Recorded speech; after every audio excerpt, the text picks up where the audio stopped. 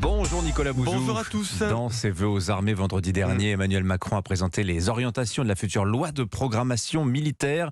Elle doit aboutir à doubler le budget de la défense en 2030 par rapport à 2017. Bon, on entre dans le quoi qu'il en coûte militaire. Alors ça se justifie vu les circonstances, mais enfin je voudrais déjà vous faire prendre conscience des chiffres, parce que l'effort qu'a annoncé le président de la République, c'est en effet en matière de défense un effort inédit. Alors les lois de programmation militaire, vous savez, elles permettent de se projeter. Elles procèdent de périodes de 6 ans. Elles sont précédées de la publication d'un livre blanc. La précédente loi de programmation militaire mettait sur la table 295 milliards d'euros. C'était entre 2019 et 2025. C'était déjà colossal. La prochaine loi de programmation militaire mettra 400 milliards d'euros sur la table entre 2024 et 2030. Donc 100 milliards de plus sur la même période. Absolument. Et je vais ajouter que ce sont des lois qui sont exécutées. La loi de programmation militaire actuelle, c'est pas des choses en l'air. Elle est parfaitement exécutée. Bon, notre armée est en voie de modernisation. Est-ce que tout cet argent va changer beaucoup de choses sur le plan militaire ? Oui, alors sur le plan militaire, sur le plan économique et sur le plan financier. Sur le plan militaire, bon, c'est avant tout une modernisation. Il s'agit d'avoir une armée d'emploi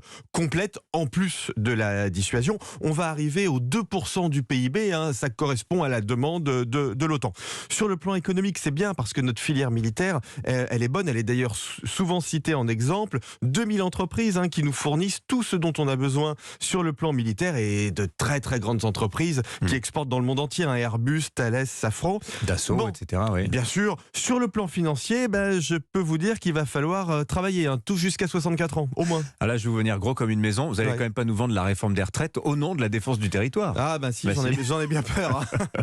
Et oui, parce que tout ça coûte très cher et cet argent ne vient pas du ciel. C'est de l'endettement. On parle de centaines de milliards d'euros.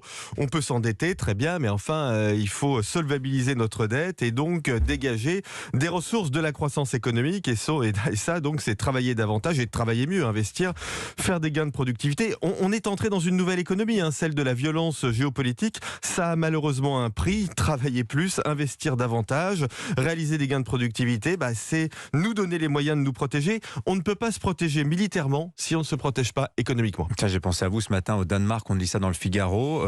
La première ministre propose de supprimer un jour férié en ce moment pour financer l'augmentation des dépenses militaires. Vous voyez, ça passe extrêmement mal. Ouais. Voilà, merci beaucoup Nicolas Bouzou. À demain. À demain, 7h23.